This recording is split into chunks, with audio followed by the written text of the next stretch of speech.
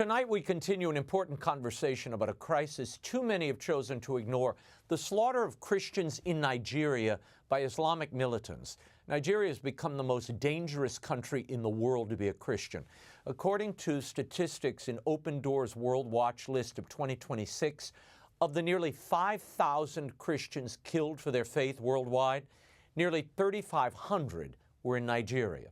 Last October, President Trump redesignated Nigeria as a country of particular concern, and he asked one member of Congress to lead an investigation and report back with solutions. Please welcome back to the program West Virginia Congressman Riley Moore. Congressman, you conducted this visit to Nigeria. What did you witness firsthand that the statistics don't convey to us?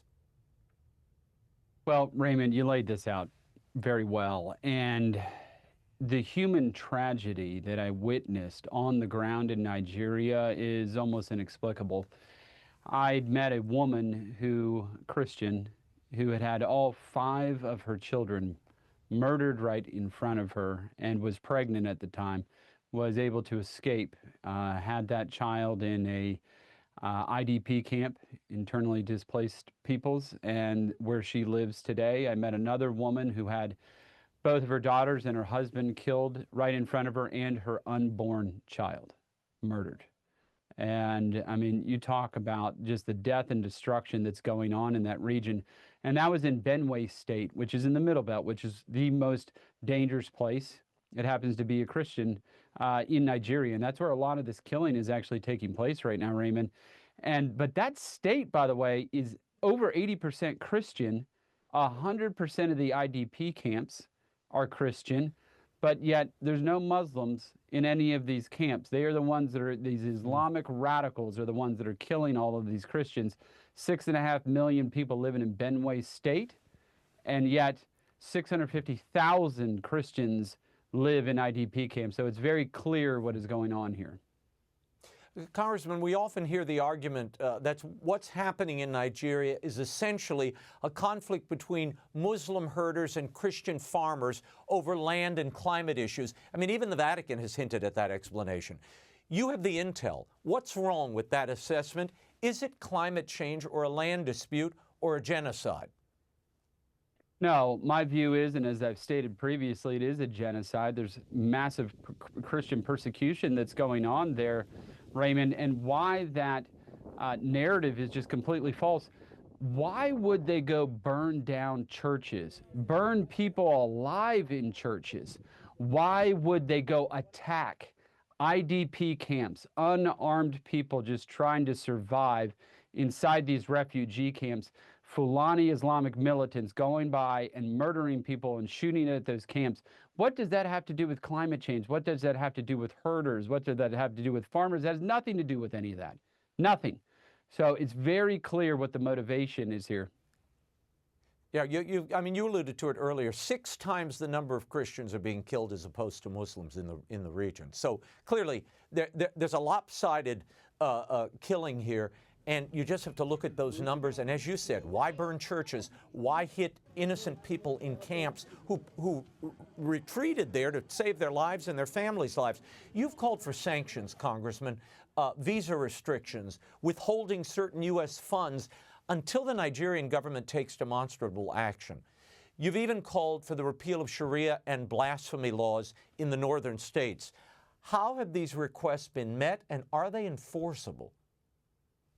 They are enforceable because of that CPC designation that the president put in place. So it's allowed to open up about 15 different tools within his toolkit to be able to pressure the Nigerians just on things you just mentioned right there, like sanctions, visa restrictions, security assistance restrictions. And then on top of that, as a member of the House Appropriations Committee, myself and Chairman Mario Diaz-Balart were able to put in additional security assistance restrictions and measures that they must meet to be able to continue security assistance with the nation of Nigeria. Now, I will say this. We have had productive conversations with the government of Nigeria, and things are moving in a positive direction, but it needs to move much faster. We just had a church burned down here just last Sunday, another Christian church burned to the ground. So we need the Nigerians to move faster. We need them to become more actionable, these requests that we've placed on them. And we're going to keep this pressure up. We're not backing off of any of this. And I will say this on the blasphemy laws. I was able to work with the government of Nigeria. There was a gentleman, not blasphemy, but he was on death row for defending himself against an Islamic militant. And he was on death row for self-defense, Sunday Jackson. And at my request, the Nigerian government did take him off death row, and he was able to meet his 11-year-old child for the first time in his entire life, because he'd been in prison for 11 years. So these are some of the positive things that they're doing. But death penalty for blasphemy and things like that, that is a huge problem. That's a big problem. Yeah. As of now, the U.S. has deployed approximately 200 troops and MQ-9 drone support to Nigeria. And I guess we're providing training, intelligence, and technical assistance to those Nigerian forces fighting these Islamic insurgents. Now, these advisors are not in a combat role. They're stationed to help coordinate efforts against groups like Boko Haram. Congressman, has the deployment been successful in your estimation so far? In my estimation right now, it has been, I would say, yes, it has been successful, but it is working towards very clear objectives that we're trying to meet, which is the capability gaps that the security forces of Nigeria currently have. So we're trying to help them fill those capability gaps. We have signed a security cooperative arrangement with the Nigerian government, which they did, by the way, within that framework, agree that there is Christian persecution in Nigeria. And I do want to make clear, because I get hit with this all the time, oh, you don't care about the other people that are getting killed. Of course I do. Every life has intrinsic value. I don't want anybody getting murdered, Muslim, Christian, or alike. They have a massive insecurity and destabilized country issue going on there. And so, of course, look, I care about all these people, but it is very clear that it's been specifically targeted at Christians. But yes, we're making good progress in terms of these train the trainers, ISR support that we're providing the Nigerian government so they can go prosecute this conflict and then also protect their people all around the country. One of your recommendations, I know, is to the president, was to enlist the support of international partners, France and Hungary, the UK. Just recently, the British royal family hosted the leader of Nigeria, who's faced long-standing corruption allegations while thousands of Christians are being killed. So, Congressman, has the U.S. received the international offers of support that I know you'd welcome in this operation? Yes, well, I would say Hungary has stepped up, and they are supportive. They're a small nation, but they do want to help, and they have been helping on the ground in very meaningful ways in Nigeria. Another country that, you know, people aren't talking about as much in terms of Nigeria, but don't forget, is Israel actually does want to be supportive in this regard as well. So that's another nation that is looking to try to help as well. But, you know, some of these European nations, unfortunately, they're being bamboozled by the same folks that are saying there's no Christian genocide, no Christian persecution. But, you know, they're also under siege in their own countries with, you know, Muslim radicals. So I get that's kind of par for the course, I guess, unfortunately. But the president's very clear-eyed on this. We presented our report and our recommendations to the president just last month, less than a month ago now.